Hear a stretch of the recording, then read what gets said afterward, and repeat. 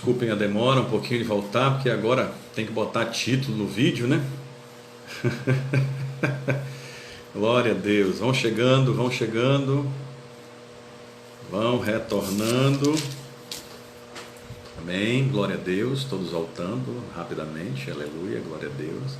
Como eu falei, desculpe pela demora um pouquinho, uns 30 segundos aí, quase um minuto da demora de voltar, porque agora tem que dar um título ao vídeo, né? Tem que dar um título para que seja gravado o vídeo, então por isso a demora um pouquinho para retornar, mas já estão todos voltando. E glória a Deus. Então, aquilo que eu falei, um sujeito aqui pegava um avião uma vez por mês, ia para o Rio de Janeiro, cortava o cabelo num barbeiro lá, almoçava no restaurante do Copacabana Palace no Rio de Janeiro e pegava o avião da Varig Cruzeiro de volta para Ilhéus. Isso no tempo que tinha dinheiro. Até que perdeu tudo. Perdeu tudo mesmo, ficou pobre de maré de si, como alguns falam, né? Como alguns diziam.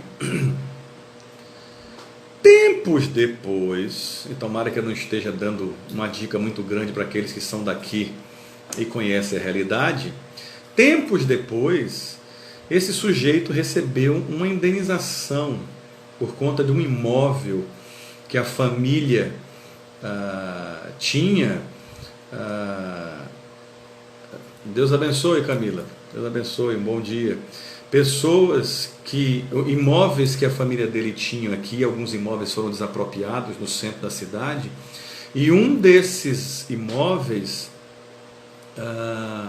foi indenizado depois de décadas. Ele recebeu uma grana alta, recebeu um dinheiro bom, por assim dizer, pela indenização desse imóvel.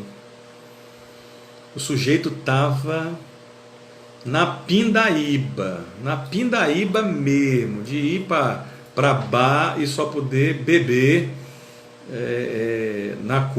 às custas dos amigos, na pindaíba.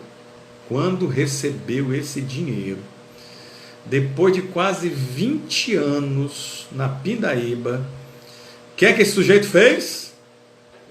Pegou um avião, foi para o Rio de Janeiro, cortou o cabelo, almoçou no Copacabana Palace e voltou para Ilhéus.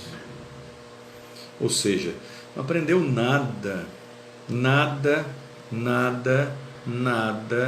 da vida que teve e daquilo que participou, que vivenciou. Para ele, riqueza era tão somente algo fútil, mas que trouxe grandes problemas para a vida dele. Pastor, mas ele, depois de passar por tanta coisa difícil, ele quis aproveitar aquilo que o dinheiro podia proporcionar a ele de novo. Pois é, e se apoiou tanto nisso que hoje de novo não tem nada. Hoje de novo vive de favores. Hoje de novo não tem dinheiro para comprar um acarajé com vatapá, camarão e pimenta, muito menos o acarajé com uma lata de Coca-Cola. Não tem. Então adiantou de quê? Se apoiar, se vangloriar, se orgulhar da sua própria riqueza. Não adiantou de nada. Não serviu para absolutamente nada. Então o terceiro grande concorrente de Deus, aqui no versículo 23 de Jeremias 9, é se apoiar na riqueza. Deus faz uma crítica muito grande à igreja de Laodiceia também nesse sentido, né? No sentido dela se apoiar na sua riqueza, se apoiar nas suas tinturas púrpuras, se apoiar na força da sua riqueza. E pensando que era rica, Cristo disse que ela era pobre, cega, e que estava nua, ou seja, estava exposta à sua vergonha. E quantos são que se apoiam mais na própria riqueza do que no próprio Senhor? Quantos são Aqueles que dizem, não, não tenho que me preocupar com nada não, eu não tenho que orar para fazer coisa nenhuma, eu posso, o que eu tenho hoje na minha conta bancária, eu posso ir para qualquer lugar, eu posso fazer qualquer coisa, até que venha algo que acaba com isso. Mas é impossível vir algo que acabe com o Senhor. É possível vir qualquer coisa que acabe com o seu conhecimento, que acabe com a sua sabedoria. Perdão. Pode vir, é possível que venha qualquer coisa e que acabe com a sua força, que acabe com o seu poder, da mesma maneira que pode vir a qualquer momento qualquer coisa que acabe com sua riqueza. Quem tem a minha idade, ou mais do que eu, lembra que há pouco mais de 30 anos, ou há exatos 30 anos, há pouco tempo, né, fez 30 anos isso, todo mundo ganhava muito dinheiro com o chamado overnight. Os preços variavam a cada 15 dias, então as pessoas pegavam o dinheiro hoje, investiam por 14 dias, sacavam aquele dinheiro, quando os preços mudavam, as pessoas depois iam e investiam aquilo de novo. Uma época de inflação de 84%, 85%, 78% ao mês, o período da hiperinflação. Os mais novos não sabem o que é isso. Aqueles que têm menos de 25 anos de idade não sabem o que é hiperinflação. Mas nós, que já passamos do 40, sabemos sim. E aquilo virou o paraíso, virou a Disneylandia, a Disney World de quem tinha dinheiro, era investir no overnight. Era uma farra. Era uma farra. Quem tinha dinheiro ganhava muito dinheiro, quem não tinha dinheiro já não ganhava mesmo, então ficava do mesmo jeito. Até que Fernando Afonso Collor de Mello, eleito presidente da República em 1989, o primeiro presidente eleito na nossa redemocratização, depois da promulgação da Constituição de 1988, porque Tancredo Neves foi eleito em eleição indireta, foi eleito pelo Congresso, morreu, e José Sarney assumiu a presidência, ficou no poder por 5 anos. Então tivemos a eleição presidencial, a primeira eleição depois do golpe de 64, depois, enfim, daquele período dos militares do poder. Foi eleito, tomou posse, e um dos seus primeiros atos, tendo Zélia Cardoso de Mello, que apesar do sobrenome, tomara que não seja minha parente, mas enfim, Zélia Cardoso de Mello, ministra da Fazenda, houve aquele bloqueio de quem tinha dinheiro na poupança, de quem tem dinheiro em conta corrente, de quem tinha dinheiro investido em alguma aplicação corrente. E aquilo foi uma tragédia. Não resolveu o problema, e esses dias o ex-presidente e agora senador Fernando Collor pediu desculpas publicamente por aquele confisco de recursos. Foi feito depois até uma PEC, uma proposta de emenda constitucional. A Constituição foi alterada proibindo esse tipo de coisa que aconteça de novo. Então, quando você ouve falar aí de confisco, de poupança ou coisa parecida, esquece isso. É inconstitucional, não é permitido mais pela nossa Constituição. Quem tinha muito dinheiro ficou sem nada, da noite para o dia ficou sem nada. Quem tinha o dinheiro aplicado lá no overnight ficou sem dinheiro para pagar a conta de energia. Quem tinha dinheiro investido em banco não teve o dinheiro para pagar a escola do filho no mês seguinte. E depois, quando o dinheiro começou a ser liberado, e liberado aos pedaços, depois do plano chamado Plano Collor, o dinheiro não valia 30% ou 40% mais ou menos do que quando foi confiscado. Teve gente que se matou. Teve gente que perdeu tudo, perdeu casa, perdeu carro. perdeu as viagens que tinha nos planos para fazer. Então, a qualquer momento, meus irmãos, meus amigos, parentes, familiares, a qualquer momento pode vir uma coisa que roube o nosso conhecimento. A qualquer momento pode vir algo que roube a nossa força. A qualquer momento pode vir algo que roube as nossas riquezas. Mas essas três coisas são concorrentes extremamente vorazes da nossa relação com Deus. O conhecimento que você tem, que lhe leva a agir independente de Deus, vai fazer desse seu conhecimento de você próprio um grande concorrente do Senhor. A força que você tem vai fazer de você um grande concorrente do Senhor. E as riquezas que você tem ou pode acumular podem fazer de você e essas próprias riquezas se tornarem grande concorrência a Deus. A minha oração é que você tenha muito conhecimento, mas que isso não concorra, não dispute com o Senhor da sua e da minha vida.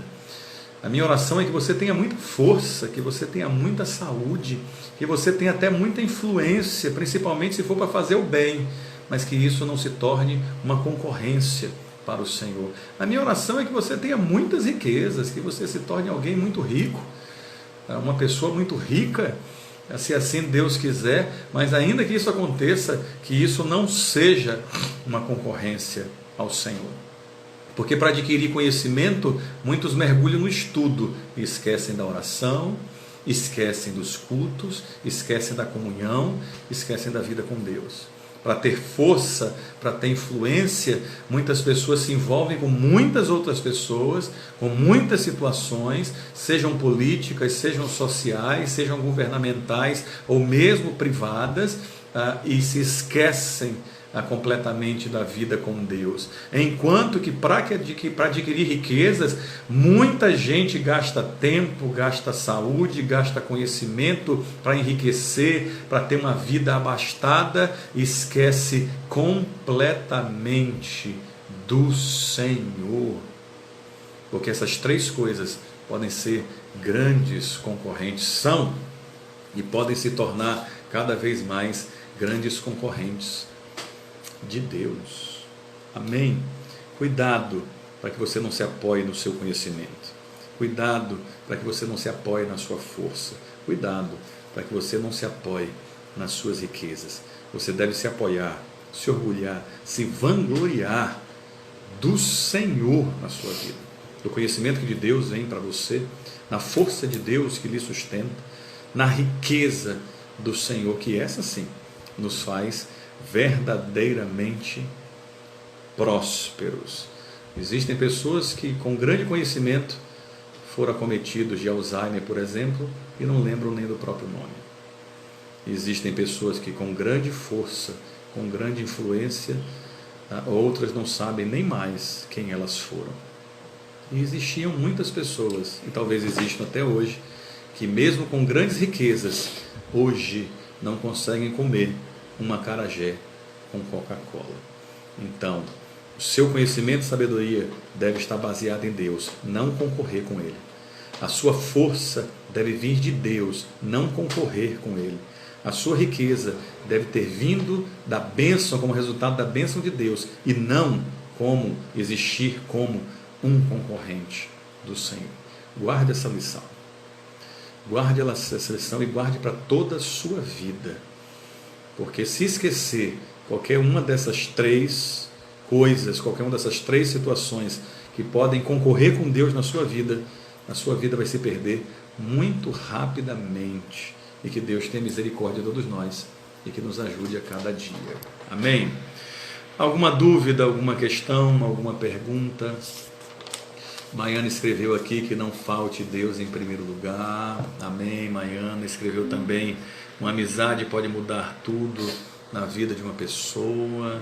É verdade. Amém, amém, amém. Alguém escreveu alguma coisa antes? Deixa eu ver aqui. Então, você tem alguma pergunta quanto a isso? Você tem alguma questão no tocante a isso?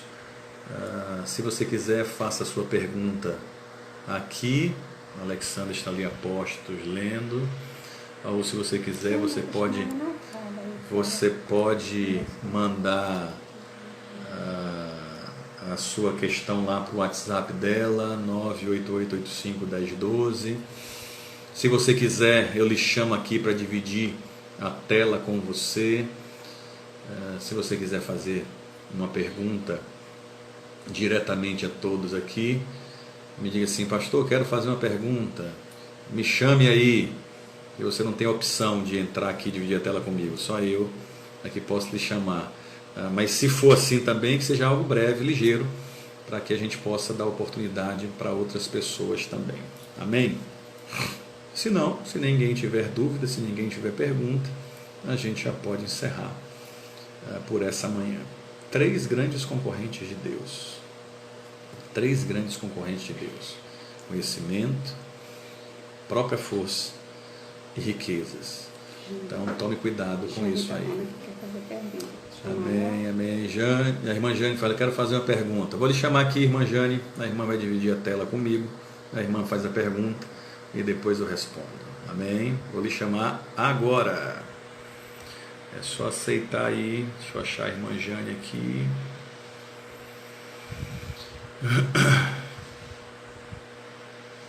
Pronto.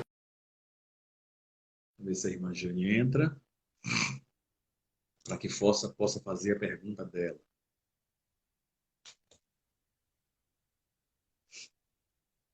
A Rita está dizendo que está muito esclarecido. Que está tudo esclarecido. Glória a Deus. Obrigado, Ritinha. Irmã Jane, Deus abençoe, irmã Jane. A paz a todos, a paz para o senhor também, pastor. Então, a minha pergunta... Se a irmã quiser deitar o celular aí, vai ficar na mesma posição que eu. Isso. Então, a minha pergunta dentro daquilo que o senhor comentou, e até o irmão Rafael também fez um comentário, é sobre questão do poder, né? Se gloriar em conhecimento, em poder, em sabedoria e nas riquezas. E aí o senhor citou sobre a bancada evangélica, no caso, citando, creio que é o poder, né? Poder de ser representada ali no Senado, na Câmara, onde estiver. Então, a minha pergunta é errado os evangélicos terem essa vontade e até chegarem a se eleger, a serem, concorrer e serem eleitos para ser representado ali na Câmara e terem, assim, influência nas decisões, nas leis que estão querendo, algumas leis que a gente crê e vê que termina querendo prejudicar o povo cristão, tanto o católico como o evangélico. Então, é errado isso, esse poder, querer ter esse poder de decisão também nas leis do nosso país, seria algo errado? Ao ver do senhor, o que o senhor acha? Já que foi, o irmão Rafael falou, é a bancada da, não sei como foi, pesada, alguma coisa assim, achando como que achando errado. Não foi esse sentido que ele falou, né? Ele falou pancada da Bíblia, mas não no Bancada, sentido, não no sentido de criticar a bancada da Bíblia ou coisa parecida. Pelo menos não foi dessa forma que eu recebi. Mas explico. Obrigado, minha irmã. Deus abençoe. Deixa eu fechar a tela aqui, que aí quando fecha a tela, o som aumenta de volume. Então fica melhor para responder. Obrigado, minha querida. Deus abençoe. Tchau, a paz. Amém. Não, eu não acho que seja um problema alguém evangélico concorrer a um cargo eletivo, qualquer que seja. Vereador, prefeito, deputado estadual ou distrital, governador, deputado federal, senador ou mesmo presidente da República. Não, eu não vejo, sinceramente, problema nenhum nesse aspecto, problema nenhum nesse sentido. Eu tenho uma grande oposição, por assim dizer, a que pastores assumam cargos eletivos. Até porque eu entendo que um pastor foi chamado para cuidar do rebanho. Ele não foi chamado para ser deputado federal, ou senador, ou qualquer outro cargo. E caso ele resolva fazer isso, que ele entregue o ministério. Que ele entregue a igreja que ele pastoreia, que ele entregue mesmo a liderança, o comando da denominação que ele faz parte, enfim, porque ou ele é pastor ou ele é deputado. Mas o sujeito pode ser pastor e pode ser médico, então ele não pode ser pastor e ser deputado, por exemplo? Pode. Agora, ou ele vai ser bom em uma coisa ou na outra. Não há como ser muito bom nas duas coisas, principalmente em sendo coisas que ocupam tanto tempo. Se o sujeito é pastor, por exemplo, ele trabalha numa empresa que ele tem que dar um expediente de 8 a 10 horas de trabalho por dia, em que momento ele vai pastorear a igreja? Em que momento ele vai socorrer as pessoas? Então, eu vejo um conflito aí, se não de interesses, mas de afazeres. Então, não vejo nada contra alguém ser evangélico e ter um cargo eletivo, ou alguém ser espírita e ter um cargo eletivo, alguém ser católico e ter um cargo eletivo, alguém ser ateu e ter um cargo eletivo. A minha questão é que, às vezes, a gente supervaloriza isso. A chamada bancada evangélica na Câmara dos Deputados, por exemplo, tem algo em torno de 80 ou 90 deputados. Aqueles que defendem certos conceitos bíblicos e conceitos de família, aí extrapola a chamada bancada evangélica. Aí surge a bancada cristã. Esses não chegam a 200 deputados que defendem essa pauta tida como cristã. Esse grupo de parlamentares podem até propor leis, podem até lutar para impedir que certas leis surjam, mas não é número suficiente para que isso aconteça. Então, esse é uma coisa que a gente precisa imaginar e ter em mente para que a gente não supervalorize essa questão. Vou dar um exemplo, por exemplo, aquele PL 122, que tipificava a homofobia como crime. Como qualquer tipo de ofensa, qualquer tipo de insulto, qualquer tipo de discriminação já é crime do Brasil. Mas o projeto de lei 122 queria especificamente criminalizar a homofobia. Não foi um deputado federal que levantou aquela briga, aquela bandeira e brigou contra aquilo. Foi um pastor. Palmas para ele, foi o pastor Silas Malafaia, em seus programas de TV, no púlpito de sua igreja e das igrejas que ele pregava, que começou a bater forte nisso aí. Foi para as ruas, foi para Brasília, para frente do Congresso Nacional e brigou por isso aí, inclusive usando a própria realidade da Constituição Federal, usando como defesa a própria Constituição Federal. Não foi por causa da bancada evangélica que o PL 122 foi engavetado. Foi porque a igreja se levantou. Até porque alguns da dita bancada evangélica têm muito pouca coisa de evangélico.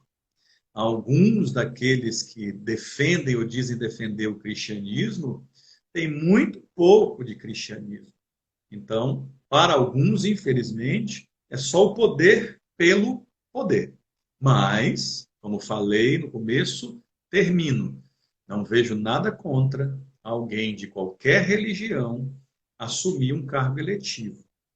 Eu só acho estranho quando isso é feito por um pastor, por um bispo, ou alguém que tem liderança dentro da igreja. E caso esse homem ou essa mulher resolva fazer isso, é opinião pessoal, que se desligue, que se licencie da sua função. Eu, por exemplo, venho de uma família de advogados e venho de uma família de políticos. Meu avô foi vereador por 2 mandatos aqui em Ilhéus, meu avô foi prefeito da cidade, meu avô foi suplente de deputado estadual e poderia ter seguido na carreira política muito além. Então, eu me lançar, por exemplo, se eu fosse me lançar, o que nunca vai acontecer com fé em Deus, me lançar a um cargo eletivo, eu usaria ou iria preferir usar a influência política que minha família teve e, de certa forma, ainda tem. Eu não ia querer fazer uso da minha função pastoral. Porque, como pastor, as pessoas devem seguir aquilo que a Bíblia diz e que eu prego e que eu ensino. Como pastor, a igreja não deve me seguir em voto ou nas minhas opiniões políticas ou nas minhas posições políticas. Não. Há necessidade de separar uma coisa da outra. Estado e igreja foram separados há séculos e devem manter-se separados ainda por muito tempo até Jesus voltar, ou breve tempo, se Jesus voltar logo. Então, não tenho nada contra evangélicos com cargos eletivos, só faço a ressalva em relação a pastores, a líderes, e caso assim queiram, que se afastem do ministério, para que não misturem as duas coisas. E, em terceiro aspecto, não é porque temos uma bancada da Bíblia que eles vão defender as pautas cristãs ou que vão ser uma força suficiente para impedir que alguma pauta que ali esteja no Congresso também seja aprovada. Então, não podemos superavaliar ou supervalorizar isso. Mas, em suma, é isso aí. Amém? Maria Inês escreveu: o problema está em colocar o seu conhecimento, a sua força e riquezas acima de Deus. Perfeitamente. Perfeitamente. Essas três coisas são grandes concorrentes de Deus, mas só vai vencer Deus na nossa vida se assim nós deixarmos, se assim nós permitirmos. Amém? Flori escreveu: temos que usar essas três situações colocando Deus sempre à frente de tudo. Perfeito. É lembrar, irmã Flori, que o conhecimento que temos é graças a Deus. Que a força que temos é graças a Deus. E mesmo a riqueza que temos ou viermos a ter, será graças a Deus. E aí então, o Senhor vai estar no devido lugar. Claudiano escreveu: um ou outro vai sair sem qualidade, vai sofrer danos. O pastor é chamado para cuidar de seu rebanho. Aí, dentro da resposta que eu dei para a nossa irmã Jane, ou é uma coisa ou é outra. Vai ser difícil, pegando o exemplo que eu dei do médico, vai ser difícil alguém ser um bom médico e, ao mesmo tempo, ser um bom pastor. Vai ser difícil alguém ser, ao mesmo tempo, um bom advogado e um bom pastor. Vai ser difícil alguém, ao mesmo tempo, ser um bom empresário e um bom pastor. Uma situação vai conflitar com a outra. É por isso que eu continuo mantendo a posição. Essa não é uma posição unânime dentro da denominação que eu faço parte. Eu continuo defendendo a visão de que, sim, o pastor deve ter dedicação exclusiva ao ministério. E se não for possível ter dedicação exclusiva, que ele tenha alguma atividade que ele consiga equilibrar bem essa coisa, que ele seja autônomo, que ele tenha as coisas bem definidas ou coisa parecida. Porque, como eu falei, se ele tiver que trabalhar 8, 10, 12 horas por dia numa empresa qualquer que seja, vai ser difícil ele dar uma boa assistência ao rebanho que o Senhor o chamou para fazer parte. Mas essa é uma visão minha. Repito, não é nem uma visão unânime dentro da denominação que eu faço parte e que eu faço parte da liderança. Mas essa é uma visão minha, diante daquilo que eu já vi, diante daquilo que eu já vivi e vivo. Porque é difícil conciliar duas situações assim. Rita escreveu: o homem de Deus tem que ficar longe da política. Não necessariamente, Ritinha. Eu acredito que mesmo homens e mulheres de Deus podem estar próximo da política, podem e devem até falar e conhecer de política, até para saber o que está ao nosso entorno, até também para saber como blindar o rebanho daquilo ali, como não permitir que isso, que deveria ser algo bom, traga algum tipo de prejuízo para o rebanho. Eu gosto muito de política, mas não me exponho politicamente. Até porque as minhas posições políticas não interessam a ninguém. As minhas posições políticas podem até influenciar alguém, Mas eu não quero influenciar ninguém politicamente.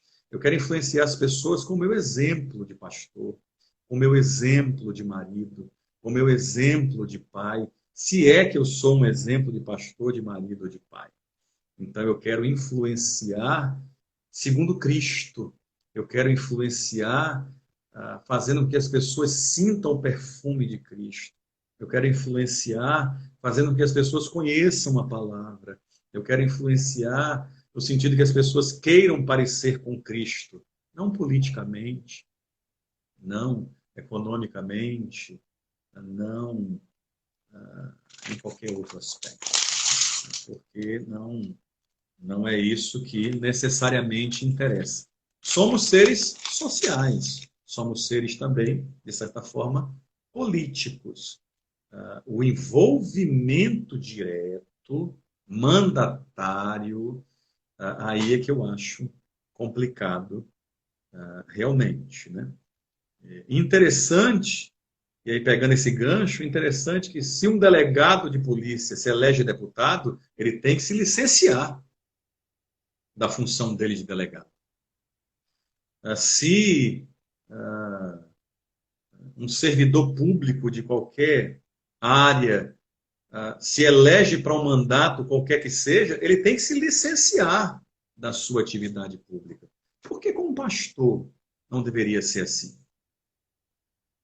Porque se um, sei lá, um sargento da polícia tem que se licenciar para ser deputado, por que um pastor não tem que se licenciar da sua função para ser deputado? Se um major tem que se licenciar de sua função ou pedir aposentadoria precoce para se eleger a um cargo mandatário, por que o pastor não deveria se licenciar ou até mesmo se aposentar para ser então deputado, senador, governador, prefeito ou coisa parecida? Eu acho que há uma linha de raciocínio simples aí que os pastores não estão seguindo, porque aquilo que serve para um deve ter que servir para outro. Também pegando o exemplo aí, de novo, do delegado. O sujeito é delegado e ele se elege, ele tem que se licenciar. Ele não pode ser as duas coisas ao mesmo tempo. Um juiz, se quiser concorrer a um cargo eletivo, ele tem que abrir mão da magistratura. Se um promotor quiser concorrer a um cargo eletivo, ele tem que se descompatibilizar da sua função. Por que com um pastor deveria ser diferente? Certo? Eman escreveu, eu também acho isso, particularmente não acho que o cristão deve se envolver em política. É aquela mesma questão que eu falei de Rita. Não tenho nada contra um cristão envolvido em política. Não tenho nada contra um evangélico ter um cargo, disputar um cargo eletivo. A questão é não misturar as duas coisas. Não misturar as duas coisas. Sei lá, falando exclusivamente da IBS, em qualquer uma das nossas igrejas, qualquer pessoa pode ser candidata a qualquer coisa. Os pastores não podem, mas qualquer membro do rebanho pode. Mas eu duvido que seja eu ou qualquer um dos pastores e missionários da IBS, eu duvido que vá colocar qualquer uma das ovelhas do rebanho, qualquer um dos membros de qualquer uma das igrejas que nós tomamos conta, vai colocar no púlpito e deixar esse homem ou essa mulher fazer política de púlpito. Eu duvido. Até porque não pode. Porque precisamos manter uma coisa completamente apartada da outra. Amém? Maria escreveu, até porque pastorear não é uma coisa muito fácil. Não é não. É algo maravilhoso. É algo gratificante.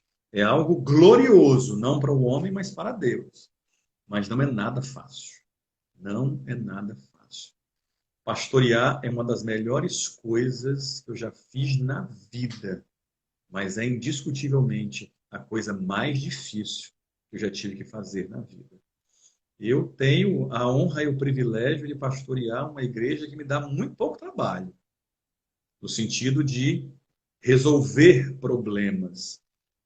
Mas o fardo é muito grande, o fardo espiritual, o fardo de carregar espiritualmente o ministério, carregar espiritualmente o cuidado, o zelo pelo povo, mesmo quando tudo vai bem.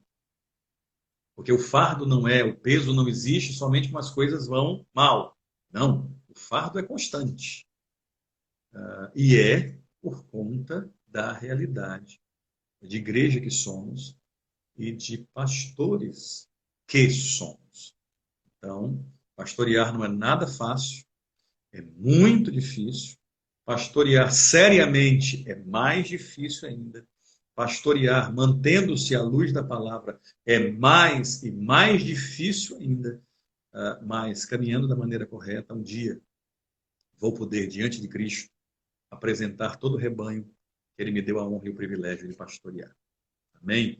Então, é separar uma coisa da outra e caminhar bem nas duas coisas, ou nas três coisas, ou nas quatro coisas. Agora, se não der para caminhar bem em duas ou três coisas, tem que escolher uma. Eu prefiro ser pastor. Não tenho aspiração política nenhuma. Não peço voto para ninguém. Tenho posições e opiniões políticas, mas não me exponho politicamente, até porque eu fui chamado para expor as Escrituras, não minhas opiniões políticas. Eu fui chamado para expor o rebanho a Cristo, não a esse mundo perdido que está aí. Flori escreveu que Deus continue abençoando o seu chamado em graça e sabedoria. Amém, minha irmã. Conto com suas orações e com as orações de todos, carinho e amor no nome de Jesus. Flávio escreveu, é colocar Deus na frente de tudo. Simples assim, mas tão difícil de fazer. É muito simples o que devemos fazer. Colocar Deus em primeiro lugar. Colocar Deus à frente de tudo. Colocar Deus acima de todos. É tão fácil falar, tão difícil de fazer. Como o missionário Júlio César muito bem pregou para todos nós na última quinta-feira, o nosso culto da família aqui, usando o texto de Mateus 6:33, buscar o reino de Deus e a sua justiça em primeiro lugar. É tão fácil ler isso. É tão bom ler isso. É tão claro isso aí. Mas é tão difícil colocar isso em prática. O trabalho vem em primeiro lugar para muita gente. Os prazeres da carne vêm em primeiro lugar para tanta gente. O conhecimento vem em primeiro lugar para tanta gente. A força, o poder, a influência vem em primeiro lugar para tanta gente. As riquezas vêm em primeiro lugar para tanta gente, quando deveria ser o Senhor. Nenhuma dessas outras coisas. E sim, o Senhor. Rafael escreveu, Deus continue te abençoando e capacitando. Amém, meu irmão. Conto também constantemente com as suas orações e de todo o rebanho de Cristo. E glória a Deus. Glória a Deus. Não podemos confundir as questões, não podemos misturar os alhos com os bugalhos, como diz o dito popular. Mais alguém quer fazer uma pergunta aí para eu dividir a tela? Se quiser, diz aí, eu quero fazer uma pergunta. E eu divido a tela aqui contigo. Eu espero que você tenha anotado tudo aquilo que eu falei, os três concorrentes de Deus aí em Jeremias 23, capítulo 9, né? Jeremias, versículo 23 do capítulo 9. Espero que isso esteja muito claro na sua vida e na minha, para que a gente possa ter uma vida tranquila e em paz na presença do Senhor. Amém? Quem mais? Alguém mais? Alguma pergunta? Alguém quer dividir a tela comigo? Flori fez o sinal de positivo, que é o quê? Quer fazer uma pergunta, Flori? Ou é concordando com o que eu estou falando? Aleluia. Se ninguém tiver mais nada para perguntar, a gente também não precisa aqui ficar matando o tempo ou passando o tempo, não. Se ninguém tiver mais nada para perguntar, aí eu vou orar pela sua vida e amém. Vou orar pela sua vida e nos despedimos dessa manhã no nome santo de Jesus Cristo. Amém? Então, parece que ninguém tem mais nenhuma pergunta. Deixa eu lhe pedir algo. Gaste um tempo em oração hoje. Porque desde ontem eu tenho sentido uma oposição muito grande. Aí não é oposição política, não. A gente está falando de política, normalmente quando a gente fala em posição, oposição, a gente pensa logo em oposição, situação, a gente pensa logo... Não é. Desde ontem, sexta-feira à noite, mas ontem foi muito forte. Desde ontem eu tenho sentido uma oposição espiritual muito grande, no tocante ao culto de hoje à noite, no tocante à nossa live, culto de celebração a Deus de hoje à noite. Não sei por quê. Não sei como é que foi essa sua manhã, não sei exatamente, de alguns sim, mas de todos não. Como é que foi o seu dia de ontem. Mas eu tenho sentido em mim, e tenho apresentado isso a Deus, uma forte oposição, digamos assim, ao culto de hoje à noite. Não sei se por conta do que pode ser pregado, não sei se por conta de algo que possa estar afligindo a sua vida ou a minha vida, mas sexta-feira à noite e ontem isso foi muito forte, muito forte. Então eu quero pedir que você gaste um tempo em oração hoje. Ou se não quiser orar por isso, pelo menos fique pensando nisso. Só de pensar nisso já é uma boa coisa. Tem gente que fala assim, estou orando por isso, e nem sempre ora. Mas só de pensar em alguém já é uma boa lembrança de matar a saudade, não é? Então, só de pensar nisso que eu estou falando agora já é uma boa coisa. Pense nisso. Se você puder, ore por isso, reflita sobre isso, interceda pela minha vida nesse sentido para hoje à noite, para que possamos glorificar a Deus através da sua palavra, glorificar a Deus em meio aos louvores, para a glória do Senhor. Amém? No nome de Jesus. A irmã Jane escreveu aqui, ao final, Deus continue te orientando, pastor, e que todos tenhamos como alvo gloriarmos no Senhor. É isso aí. E glória a Deus por isso. Não deixe que o conhecimento e a sabedoria humana sejam concorrentes de Deus. Não deixe que a força do seu braço seja um concorrente de Deus. Não deixe que a sua riqueza, não deixe que os seus bens, não deixe que seu salário, não deixe que seu trabalho seja um concorrente do Senhor. Amém? Que tudo que venha na sua vida venha de Deus. E que nada que exista na sua vida concorra com o Senhor, no nome de Jesus. Sim, imagina. Que Deus jogue por terra todo espírito contrário, no nome de Jesus. Meu irmão Ivalcio Júnior, grande homem de Deus, saudade, meu irmão. Breve vamos estar juntos, em o nome de Jesus. E que Deus abençoe sua vida grandemente. Que Deus guarde seu coração. E quando eu falo seu, eu falo com todos agora. Que Deus guarde o seu coração, meu irmão, minha irmã, onde você estiver. E que o nome do Senhor seja glorificado através da sua vida. Deus abençoe e guarde a todos grandemente. Logo mais à noite, no nome de Jesus, com fé em Deus e com paz no coração, tomara que assim seja, vamos estar reunidos mais uma vez, dando glórias a Deus, 19 horas, hoje à noite, em o nome de Jesus. Amém? Estamos na terça parte e parte final, né, desse mês de maio. Mais uma vez, a bênção de Deus sobre todos aqueles que depositaram, entregaram seus dízimos, suas ofertas. Se você ainda não fez, tem tempo para fazer, faça. Continuamos como igreja abençoando pessoas, continuamos como igreja socorrendo pessoas, continuamos como igreja tendo compromissos. Esse mês, cestas básicas, remédios, socorros financeiros, tudo isso foi feito, como em todos os outros meses, na nossa vida, na nossa realidade como igreja. E fazemos isso também com recursos financeiros. Então, obrigado e que Deus abençoe você que já fez. Obrigado e Deus abençoe aqueles que ainda vão fazer. Hoje é dia 24, né? Temos ainda uma semana para terminar o mês e que possamos terminar o mês como começamos, bem, servindo a Deus, glorificando a Deus, sendo fiéis a Deus em todas as coisas, no nome de Jesus. Amém, igreja? Que Deus te abençoe. Grande, rica, poderosa e abundantemente no nome de Jesus.